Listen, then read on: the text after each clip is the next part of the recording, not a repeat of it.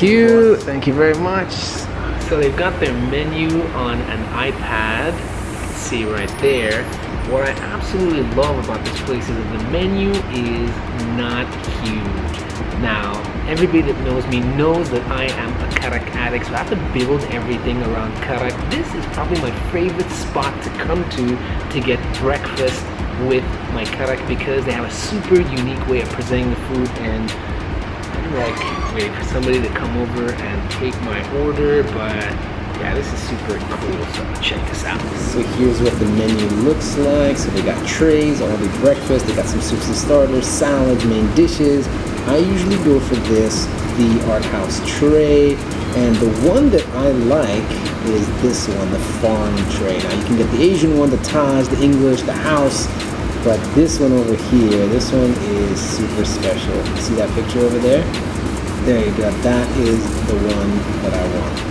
So I'm gonna have same thing I always have, the farm tray. One farm tray. And of course one Karak tea. Yeah, with good ginger. Yes, That's it. Thank you very much. Thank you. Awesome. I love this place. I've actually been here several times. It's located on Al-Wasa Road, right across the street from Box Park. Super tasteful the way they've done everything. I mean, take a quick look at this.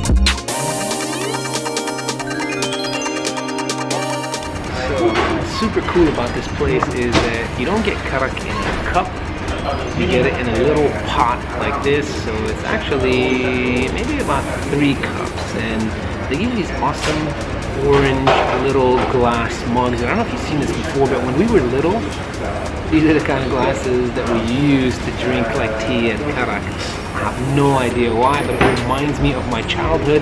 Maybe that's another reason why I always make it a point to come over here to get some karak. So this is amazing. This is like a mini hot keeping flask for the karak, and super cool. So there we go. I got 1 cup, and there's a lot more in there.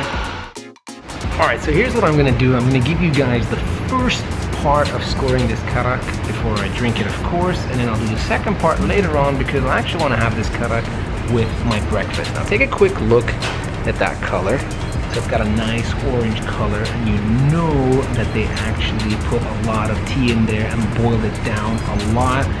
I do see like multiple colors up on top, so there's those little lines. I don't know if you can see it properly, but that just means that there's a lot of good cream in there. I know these guys use fresh milk, so that's really good. There's some bubbles up in there, which I like. There are no tea leaves over there as well, and if I like kind of move this around, you'll see on the edges of that cup all that nice cream. So far these guys are scoring super well. Now hang in there because I want my breakfast to show up, and then I'll do the rest of it. I'm gonna taste it, but I'm not gonna give you guys a score right now.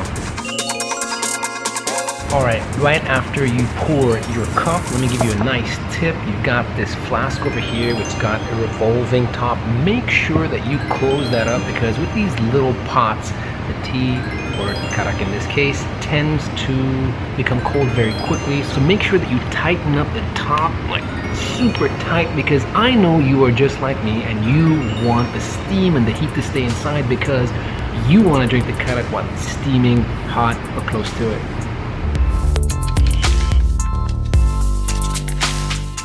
Has like a denim jacket cut into the shape of like a napkin that you can put on your lap, or if you want, you know, you can put it over here as well. Look all denim-y and stuff like that. Just keep it on my lap, but wow, peeps, look at this. Look at this meal. Alright peeps, I gotta tell you this is usually a meal that I have with somebody else. I normally don't have this meal alone because it's just way too much, I think, for me at least. Maybe some of you can handle all of it, but there's so many things on the tray and I want to go through them very quickly. So first of all, we've got some lebna, which is like salted thickened yogurt, which is fantastic, and it's got some olive oil on top of that, and also some za'atar, thyme, like in the form of a powder, and that's super popular in the region. So very Middle Eastern, but more towards the Levant area, Lebanon, Jordan, Syria, Palestine, those places. You've obviously got some raw vegetables over here. So we've got cucumbers and little cherry tomatoes. This is super cool. That is Egyptian full, and that's just fava beans that have been crushed. It's got tomato in there, probably has cumin, maybe onions, garlic, olive oil on top as well. Super cool. We got these mini little pitas, and we usually call those Lebanese bread. It's just something that people call it over here, but they're pitas. They're like pita pockets, and it's super cool. Freshly made. Ooh, super nice. I've got a boiled egg, and it's not completely boiled. It looks like the inside, the yolk is still a little bit juicy and watery, so soft boiled a little bit, which is super cool. And eggs are like the cornerstone of Middle Eastern breakfasts. I've got right there, that is super cool. So that is what we call halloumi cheese, which is a semi-dry, semi-hard cheese that's very popular in the region. I understand that it originated from Cyprus, but who knows. What I love about this cheese is that it has a high boiling point, and therefore you can actually fry it and get this amazing brown color on the outside and a little bit of crispiness without it completely melting, which is fantastic. You can have it alone, you can have it with tomatoes, you can have it with so many things. Very popular over here. I've got some of these dried fruits, and we've got like dried apricots and also this dried fig, semi-dry. They're not super hard, they're soft. Olives, of course, which is super important for breakfast over here. And then finally, we've got Turkish sweets and some biscuits, and obviously you get some honey and some jam on the inside as well. So let's start eating this stuff because it is super good.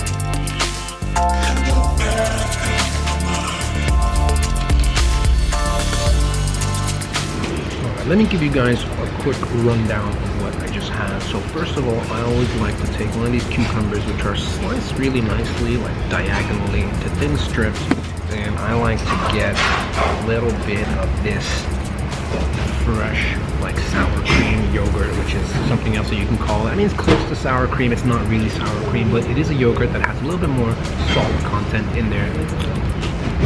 Super cool. Amazing.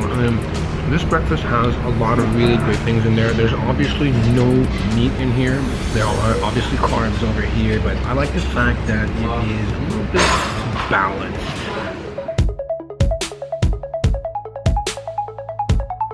I love that. The way that they cook this food is a little bit non-traditional in that they add a lot of tomato paste in there, which is what gives it that orangey color, but also the flavor of cooked tomatoes. It's nice. It's just not the way that I would do it. I would normally make the food, the fava beans, with fresh tomatoes, and I would just fill it with fresh tomatoes, but it's fantastic. Again, cumin, coriander, onions, garlic, tomatoes, and then just that crushed fava beans, but super awesome and definitely good with this Lebanese bread. And I just made that pocket and had a bite. It's super cool. Love this cheese, and you can just pick it up and eat it straight like that, but it is hard, and if you leave it for too long it will only get harder and more rubbery. I think that is the right way to kind of explain this cheese, man. Super cool.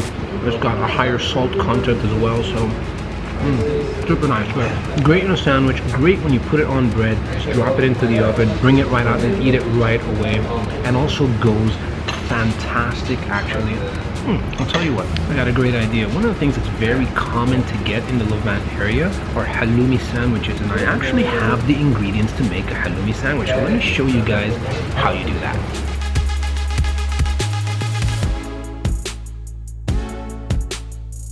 Alright, so there it is, a fresh Lebanese sandwich. Very simple ingredients. I've got the Lebanese bread, some lebna, which already has olive oil on it. I've got a slice of cucumber, and one cherry tomato cut in half. Super awesome. I love this sandwich. You can also drop some of that thyme on top of it, give it an extra flavor. Really nice. Of course, the other thing that you can do is replace the sour cream with the halloumi, and it's just as awesome, I promise. And don't forget to top off that sandwich with an olive. Okay, super awesome breakfast, but I have digressed quite a bit from the real reason why I came here, which is this. So I'm gonna pour myself the second cup of Karak, and it looks like this is 2 full cups. I, for some reason, thought it was 3. I know why. Usually when I come here, I order 2 of these, so I get confused how many they are, but you basically get 2 of these cups, which is quite a bit of Karak now. I showed you guys what it looks like. You want to see it again? It's got good color, it's got good froth, it's got good milkiness. There are no tea leaves up on top, so all that's left is the taste test. I really love this Karak. It's super creamy and it's absolutely nice. Now it comes standard with ginger and also with saffron. If you don't want those, make sure you let them know because these are made fresh. So this is not something that's ready that they pour into a cup. Freshly made for every customer that comes in. Super nice. Now I guess it's time to score this baby. This is amazing. I scored this a 90. Enjoy it.